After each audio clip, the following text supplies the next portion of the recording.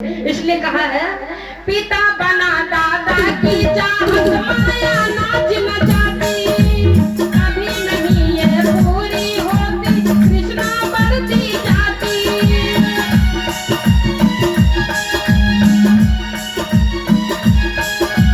पुत्र का पुत्रिका जब तक आती गाना में गाड़ी, पुत्र का पुत्रिका जब तक आती गाना में गाड़ी हो, तब तक मैं तो हो जाती है जाने की तैयारी, तब तक मैं तो हो जाती है जाने की तैयारी।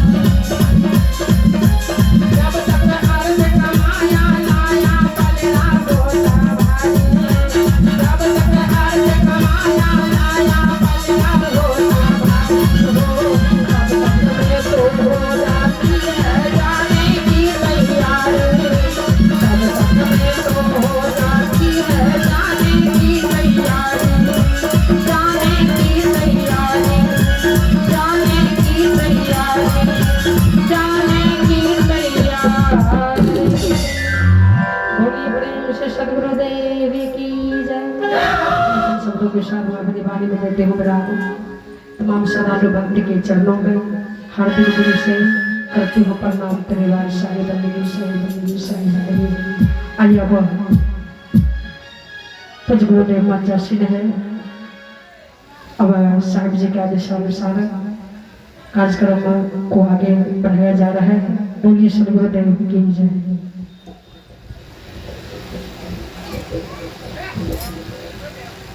बोलिए संत सम्राट कबीर देव की।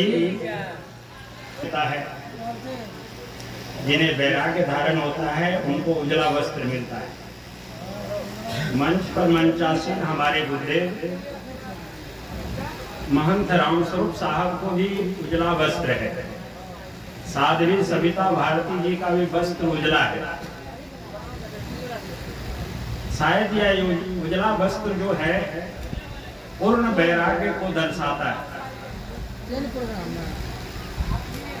जब लोग की मृत्यु होती है तब पर कफन का टुकड़ा उनको मिलता है, उजला वस्त्र ही मिलता है।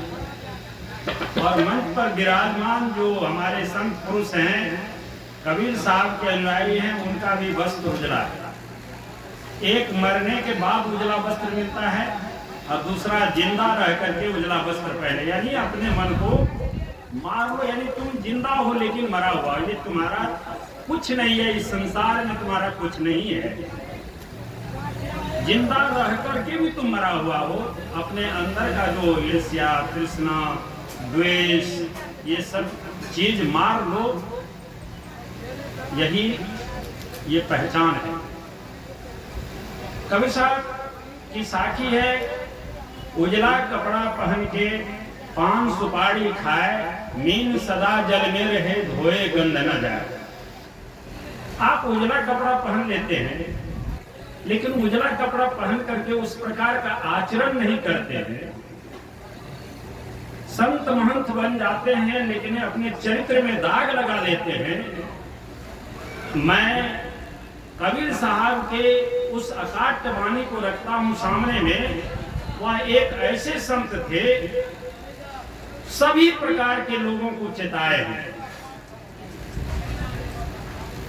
कबीर साहब के विचार में लगनी से लेकर के बटगबनी, झूमर से लेकर के सोहर, समदन से लेकर के मंगल गान तक किया गया है। इस प्रकार का चाहे जो जिस भाषा में समझा उसी भाषा में हमारे श्रद्धेय संत सम्राट कबीर देव समझाए। हमने कहा कि उजला कपड़ा पहन के पान सुपारी खाए, मीन सदा जल में रहे धोए गंध न जाए। अगर उजला कपड़ा पहन करके आप महंत बन जाते हैं और आपका आचरण महंत जैसा नहीं है तो वह उजला कपड़ा आपके लिए शोभा नहीं देता। जैसे कि मीन मतलब मछली होता है, मछली जल में रहता है, समुद्र में रहता है, लेकिन उसको निकालने के बाद उसमें जो गंध रहता है वो नहीं जाता है। चाहे उसमें महात्मा ब्रांड तेल दीजिए, टीना का टीना तेल ढाल दीजिए, तब पर भी उसका गंध नहीं जाता है। उसी प्रकार उजला कपड़ा पहन करके अगर आचरण आप नहीं कीजिएगा तो आपका गंध जाने वाला नहीं है। इसलिए उजला कपड़ा का पान महत्व रखिए और अपने आचरण में कभी भी कोई आदमी दाग मत लगाइए, चाहे वह महंत हो, चाहे आप नीचे में बैठे हुए श्रोता बंधु हो। इस मंच से हम आग्रह करेंगे, कबीर साहब के रहनी और गहनी में समानता रहनी चाहिए। आप जैसा बोल रहे हो उसमें से 1% भी आप अपना आचरण रखिए। ये समाज ऐना है।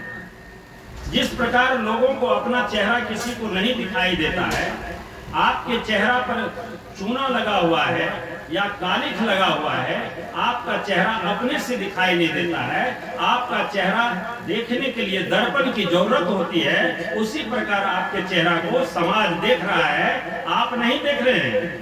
आपको लगता है कि हम कोई गलत काम नहीं कर रहे हैं, लेकिन ये समाज आपके चेहरा को देख रहा है। इसलिए इस समाज से डरना चाहिए, लोगों को अच्छा काम करना चाहिए। हमारे मंच पर विराजमान हैं श्रद्धेय संत, प्रातः स्मरणीय संत महंत राम स्वरूप दास जी। मैं उनसे आग्रह करूंगा कि जिस आत्मा के की शांति हेतु आज यह सत्संग का कार्यक्रम चल रहा है, इस 1 महीना के अंतर्गत जो बीते 16 तारीख आपके द्वारा इसी जगह पर, इसी स्थान पर चौका पान किया गया था, और हम समझते हैं कि यह चौका पान एक इस प्रकार से हुआ कि लगा कि गुरु महाराज रंग करवा रहे हैं, वह महान आत्मा आपके बीच नहीं रहे।